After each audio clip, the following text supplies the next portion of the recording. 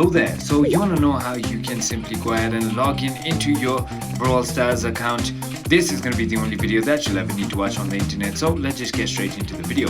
All you need to do is on the top left, if you see, there is going to be a small tab which says played before Supercell ID. Tap on that and now click on continue, and this is where you go ahead and enter your email and then simply go ahead and enter your password, and they're going to ask you to verify your email by sending you a code, and that is about it. You're going to be logged in into your previous account. I hope this video was helpful to you. If it was, hit that like button and I'll see you in the next one.